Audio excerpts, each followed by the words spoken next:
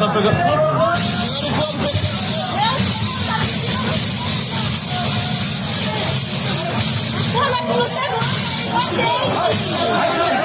Não vai abrir, vai dar. Aí abre, aquela que não abre.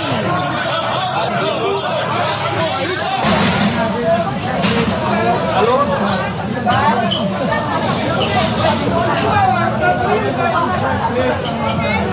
Gente, olha a loucura. Olha a loucura, gente.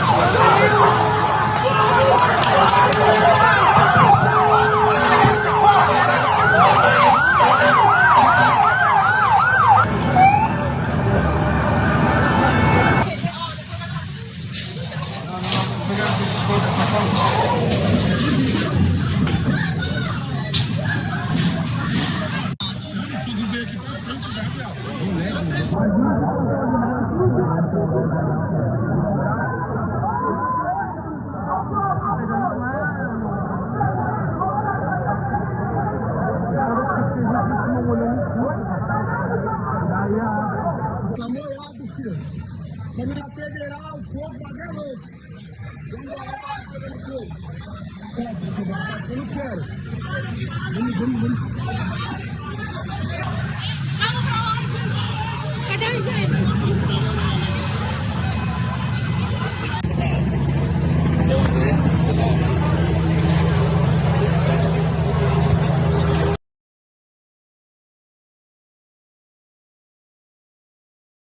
O início desse vídeo demonstra a comprovação da falta de gestão na segurança contra incêndio no Brasil. Ou seja, a comprovação de que existe realmente o ciclo da mentira da segurança contra incêndio que nós já tratamos diversas vezes em nossos vídeos. Nós vamos comentar os diversos erros desse incêndio no Shopping 25 de Março, no Brás, na rua Barão de Ladário, um centro comercial em São Paulo, e vamos demonstrar todas as falhas, quer seja de gestão da edificação, falhas no sistema de proteção contra incêndio e também, certamente, as falhas do Estado, que tenta agora, de alguma forma, justificar uma coordenação integrada entre Estado e município para fazer a mesma coisa, mais do mesmo. Que ter ou não ter AVCB não serve para absolutamente nada. Se a edificação,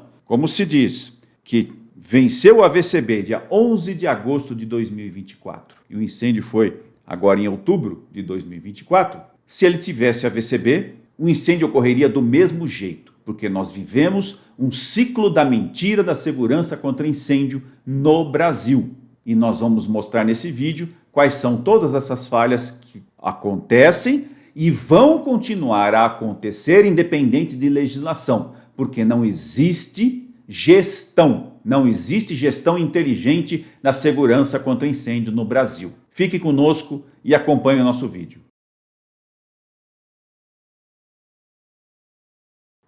Agora vamos constatar a falta de informação técnica correta dos órgãos de imprensa. Por isso que, inclusive, eu criei o canal Universidade do Fogo, para que a gente fale de maneira correta a engenharia de incêndio, a segurança contra incêndio, a proteção contra incêndio, que deve ser adequadamente instalado nas edificações, porque a mídia e o jornalismo, ou os jornalistas, não têm capacitação técnica para tratar deste tema. Se os próprios órgãos públicos não têm capacitação técnica, imagine os próprios jornalistas para tratar desse tema tão sensível. Então vamos ouvir o que a repórter disse e depois vamos comentar. Uribe, é que o auto de vistoria, então, do Corpo de Bombeiros venceu agora, no dia 11 de agosto. Esse auto de vistoria é o que alega, né, que o estabelecimento está seguro, né, e quem não tem esse laudo realmente corre o risco de ter o local que não tem, né? Geralmente corre o risco de ter aí um incêndio, de levar multas e até mesmo o local pode ser interditado. Então, este laudo estava vencido. Agora, o laudo da Prefeitura de São Paulo emitido aí que atesta, né, a segurança estrutural do shopping, ele está válido, tá? Ele foi aprovado em 2022 e está válido até 2027. Esse shopping... Ou seja, a única coisa que foi falado e que é verdade é, se você não tiver o AVCB, você pode sofrer fiscalização e vai ser multado. Ou seja, dinheirinho para o Estado gordo. Dinheirinho para o Estado gordo. Ou seja, é isso aqui. Finanças, financeiro. Você pode ser multado. Portanto, a gente não orienta que você não tenha o AVCB. Agora, você acreditar que você tendo o AVCB, você está protegido, é uma grande falácia e é a grande mentira do ciclo da mentira que a gente fala, que a gente trata aqui, que já fizemos vários vídeos, link na descrição aí, vocês podem verificar no nosso canal aí, que a gente trata sempre dessa questão.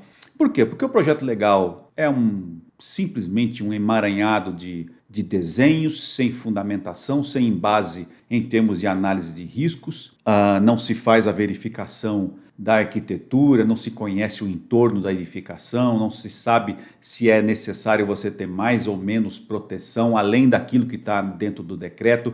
Então, basicamente, é uma regrinha, tem lá um monte de tabelinhas, você segue aquele monte de tabelinhas, pega lá as instruções técnicas, cumpre ali aquelas instruções técnicas, põe no seu projeto, instala, contrata qualquer um aí para fazer essa instalação, porque qualquer um fez o seu projeto mesmo, né? E aí você também contrata qualquer um, coloca qualquer tipo de produto, os produtos inclusive que não são certificados. A única coisa que a gente pode tratar com relação a documento é que essa edificação possivelmente vai ser multada por estar sem o AVCB. Agora, que se ela tivesse o AVCB em vigor, ela não seria multada. É só isso. A diferença é só essa, quer seja para a prefeitura ou quer seja para o governo do estado. Essa é a única diferença, se você vai ser ou não multado. Basicamente é isso. Se você tem segurança ou não, é outra coisa, é outro departamento, é o departamento dos profissionais especializados, dos projetos executivos, da análise de risco, da performance, do estudo detalhado do seu risco específico, de colocar todos os produtos necessários, soluções de engenharia necessárias para a sua edificação. Não é cumprir decreto, porque especialista em proteção contra incêndio não cumpre decreto. Especialista em proteção contra incêndio atende o seu risco. Vou citar um exemplo. Você tem uma indústria dentro da região de São Paulo, aqui, próximo de uma unidade do Corpo de Bombeiros. Só um exemplo. Esta mesma indústria, com essa mesma área, esse mesmo risco, esse mesmo tipo de população, ela se desloca e vai estar afastada da região de São Paulo, né, no estado de São Paulo. E o tempo-resposta, que aliás é uma outra grande falha, porque no ciclo da mentira, a estatística faz parte desse ciclo da mentira. A estatística nossa, inclusive eu vou fazer um vídeo a respeito disso, a estatística de todos os corpos de bombeiros são uma vergonha nacional. São uma vergonha para todos os países. São simplesmente vergonha. A gente não tem, para citar um dos exemplos, tempo-resposta. Então o tempo-resposta dessa empresa que fica do lado de uma unidade do Corpo de Bombeiros vai ser 3 minutos, 5 minutos, 10 minutos, depende dessa distância. E a mesma edificação com o mesmo risco numa outra região mais afastada, com maior dificuldade de chegar, vai ser de próximo a 40 minutos, muitas vezes, quase 1 hora, para poder chegar, né, o tempo-resposta ali para a unidade, né, as primeiras viaturas chegarem na edificação. Por que a reserva de incêndio para essa edificação que está próximo do posto de bombeiro é a mesma reserva de incêndio para aquela que tem um tempo-resposta mais demorado do órgão público? Por que não se demonstra isso nas estatísticas? Porque ia quebrar no meio a coluna do próprio decreto. Aquelas tabelinhas lá, elas não conseguem ficar de pé, aquelas tabelinhas. Isso porque eu estou falando somente uma característica necessária para você pensar em gestão de segurança contra incêndio no Brasil. Só isso. Então, nós criamos o canal para a gente não ter esse tipo de informação falaciosa. A única coisa verdadeira aqui, nessa reportagem, técnica, verdadeiramente técnica, é que se você não tem o AVCB, você vai ser multado. Se você tem o AVCB, você não vai ser multado. Agora, o prédio, esse mesmo prédio com o AVCB, iria pegar fogo do mesmo jeito, iria perder tudo do mesmo jeito. Essas pessoas que têm os seus comércios ali, elas iam ficar com o Natal de 2024 pobre.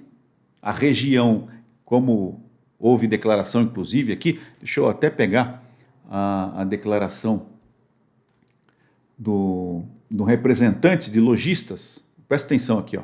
As lojas aqui do das ruas, a gente tem em torno aí de 250 lojas. A gente acredita que o prejuízo deles, desse entorno, né, das lojas, ficou em torno de 1,5 milhão, 2 milhões de reais dessas lojas. Com relação ao bairro inteiro, eu também fiz um cálculo, tipo uma estimativa, né, de cálculo, ficou acho que em torno de 25 a 30 milhões de reais. Estamos calculando as ruas que deixaram de ter movimento, porque você fecha uma rua como Oriente, ela é via central de acesso, né?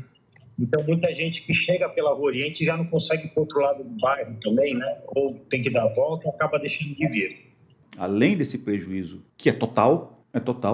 Você cria toda uma zona no entorno de reverberação, ou seja, de impacto. Existe uma zona de impacto, porque aí os carros não chegam, as pessoas não chegam, as pessoas ficam assustadas, tal. Elas saem, elas fecham, elas não sabem o que está acontecendo, tal. Você muda toda a dinâmica, né, tranquila de um comércio para uma área destruída, para uma zona de catástrofe. E todo mundo acaba perdendo dinheiro no entorno por conta disso. Então, esse é o prejuízo aí do entorno. Não está nem sendo citado aqui o prejuízo da própria edificação, que praticamente é perda total. Certamente vão demolir essa edificação por completo e é perda total. Então, vejam que esta questão de prejuízo em termos de incêndio nunca fica simplesmente na área afetada. Sempre você vai ter na circunvizinhança, dependendo do tamanho da edificação e desse impacto,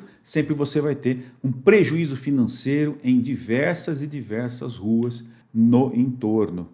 Como a gente pode verificar aqui, essa é a edificação. Essa edificação aqui tem diversas células que a gente pode contar, 1, 2, 3, 4, 5, 6, 7, 7 divisões aí da cobertura, são 7 divisões dessa cobertura. A rua do shopping aqui na frente, que é a Barão de Ladário. Nós podemos ver um prédio residencial à direita, um grande prédio aqui à esquerda e todo o dano. Como vocês podem verificar, o combate do Corpo de Bombeiros, isso já falando em análise de risco, por isso que a gente fala que o projeto tem que ser pensado em análise de risco, o combate do Corpo de Bombeiros foi por uma única frente, só isso. Porque todas as outras laterais, todo o perímetro da edificação, praticamente estava ladeado com outras edificações, que por sorte, não propagou incêndio para essas outras edificações. Pessoas tiveram que abandonar, fora o prejuízo, pessoas tiveram que abandonar as edificações, principalmente os prédios residenciais que existem aqui no entorno. As fachadas das edificações, o pessoal teve que fazer aí um combate, uma contenção desta propagação. E se gastou muita água. Esse incêndio já se perdeu. Esse incêndio já foi perdido no projeto. Por quê? Então aqui, ó, a edificação, o telhado ali na frente. Esse prédio, os fundos totalmente destruídos. A gente pode verificar, inclusive, que toda a estrutura é metálica, de sustentação dos 2 andares, sendo que existia um subsolo, que ninguém falou a respeito disso. Olha a destruição aqui. A gente pode verificar os pilares, todos os pilares de sustentação dos pavimentos superiores, tal, são todos em estrutura metálica.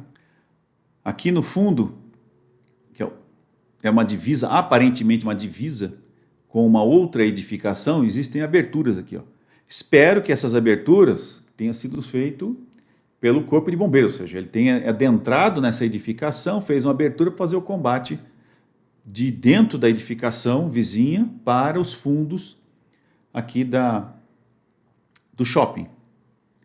Porque senão seria uma grave quebra da compartimentação, que no caso aqui deveria ser isolamento de risco.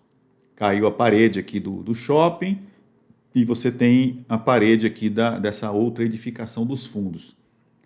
Espero que tenha sido uma abertura feita para o próprio combate a incêndio, porque já demonstra aqui que os elementos de compartimentação e no meu entendimento devia ser isolamento de risco, não estão adequados, não são adequados.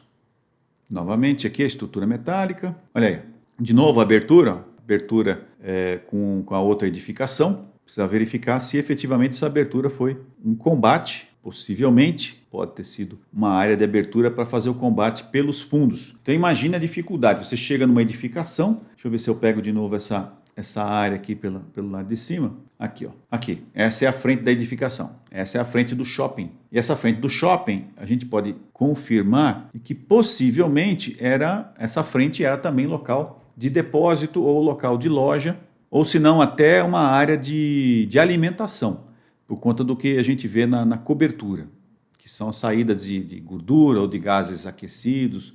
Pode ser que aqui seja até o próprio restaurante. Como não dá para ver no início de incêndio, existiam aí alguns materiais de acabamento na fachada e vários vidros na parte inferior ali. Nessa parte inferior aqui, vários vidros, e aqui na frente uma fachada protegendo aqui a visualização e tal, e possivelmente aqui seriam restaurantes e tudo mais. E o bombeiro chegou, essa fachada aqui, ele já prejudicou o acesso do corpo bombeiro, a visualização para o combate. Já prejudicou a visualização para o combate. E começou a se jogar água por cima. Se jogou água por cima, está jogando em cima do telhado. Então, se você não sabe o que tem, por conta dessa proteção que foi construída, né, essa própria fachada do jeito que foi construída, ele já prejudicava a visualização para o próprio combate do corpo de bombeiro. Então, se gastou um monte de água aí à toa, porque não se conseguia combater esse incêndio, não conseguia atingir o incêndio. O incêndio estava dentro das lojas, protegido por aquelas portas de aço, e se propagava pelo teto de loja a loja. Então você só consegue fazer esse combate se você entrar e combater efetivamente dentro das lojas, o que não aconteceu. Aí, a destruição aqui da fachada, toda a estrutura metálica aqui, mostrando aqui a outra visualização, aqui é o Barão de Ladário, onde o bombeiro se posicionou para fazer o combate, e a estrutura aqui do telhado, tá vendo? Nós estamos vendo aqui várias saídas aqui de dutos acima do telhado, possivelmente isso demonstrando que é uma região de restaurantes.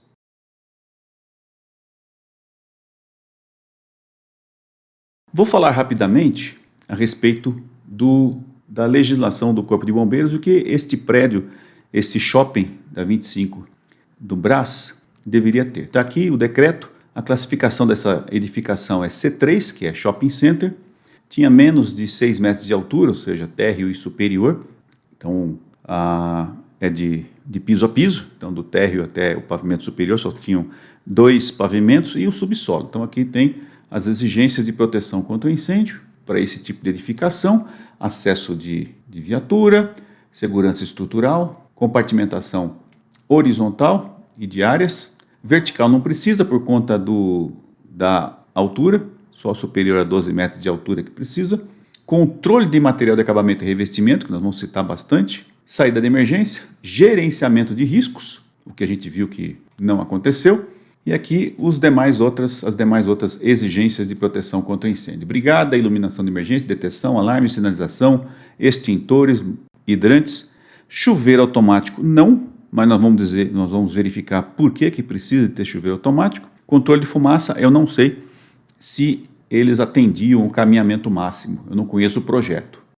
A questão de tempo requerido de resistência ao fogo, isso aqui é bastante importante por conta da resistência da estrutura.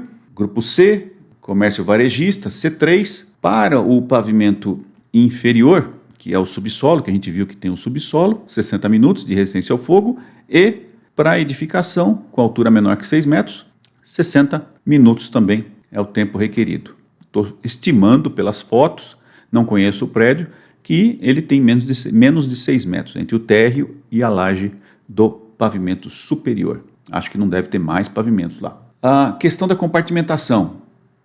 Como é exigido compartimentação, grupo C3, também altura inferior a 6 metros, 2.500 metros quadrados. Como era uma frente de 100 metros com 80, nós já num pavimento só a gente já teria a quebra da compartimentação horizontal. Então, nós temos lá praticamente 16 mil metros, mais o subsolo, deve ter mais de 16 mil metros e 2.500 metros quadrados é o autorizado. Por isso que lá no decreto, quando a gente volta aqui, chuveiro automático não precisa. Não, precisa sim. Quando você quebra a compartimentação, você tem que ter a complementação do sistema de proteção contra incêndio, que é justamente o sistema de sprinkler. Quebrou a compartimentação, sistema de chuveiro automático. Rota de fuga, distâncias máximas a serem percorridas. Grupo C, aqui à esquerda. Saída, piso de descarga, ou seja, no piso de abandono. Se a edificação tiver chuveiro automático, lembrando que chuveiro automático entrou por conta da quebra da compartimentação. Saída única ou mais de uma saída. O Corpo de Bombeiros entende que é mais de uma saída quando você tem um afastamento entre as portas dessa saída de mais de 10 metros. Está bem aqui nessa explicação aqui, ó, nesse item aqui. Ó. Para admitir os valores da coluna, mais de uma saída, deve haver uma distância mínima de 10 metros entre elas. O que significa isso? Essa aqui é uma entrada. Essa entrada, qualquer outra que estiver afastada mais de 10 metros, mesmo sendo nessa fachada, mesmo sendo nesta fachada toda, qualquer entrada que esteja mais de 10 metros, ou 10 metros ou mais dessa entrada, que isso aqui é uma entrada, ó, dá para verificar as escadas, tal, os corredores, tiver mais de 10 metros, você pode considerar que tem mais de uma saída. Por isso que a gente pode verificar que a edificação, rota de fuga, tem chuveiro automático, é mais de uma saída, porque tem mais de 10 metros as saídas, e tem sistema de deteção. Sistema de deteção que é exigido, o caminhamento máximo para a edificação no pavimento de abandono, que é o piso de descarga, que é chamado de piso de descarga, eu não gosto desse nome, mas para mim é piso de abandono, 90 metros. Nos demais andares, ou seja, o andar superior ou o andar inferior, 75 metros. 75 metros de caminhamento para você sair da edificação. Então, é o comprimento total até você sair da edificação. E 90 metros se você estiver no pavimento inferior. Lá, o caminhamento, o comprimento da edificação para os fundos era de 80 metros, mas certamente esse caminhamento era maior por conta dos corredores e tudo mais. Então, precisa ver se esses 90 metros realmente estavam sendo atendidos ou, se você não atender esses 90 metros, você pode ter que acrescentar, aqui, ó, para edificações com sistema de controle de fumaça, admite-se acrescentar 50% dos valores acima. Então, você poderia ter um acréscimo desse caminhamento máximo em 50%, você tendo mais de uma saída, chuveiro automático, deteção e controle da movimentação da fumaça. Isso aqui é um breve resumo do que essa edificação deve ter, como eu falei. Eu não conheço a edificação, não vi o projeto, né? Mas essa é a classificação dessa edificação pela legislação. Lógico que existem outras exigências, tal, e aqui para vocês verem a fachada como era anteriormente, ou seja, a dificuldade que era para você identificar os focos e fazer o combate externo.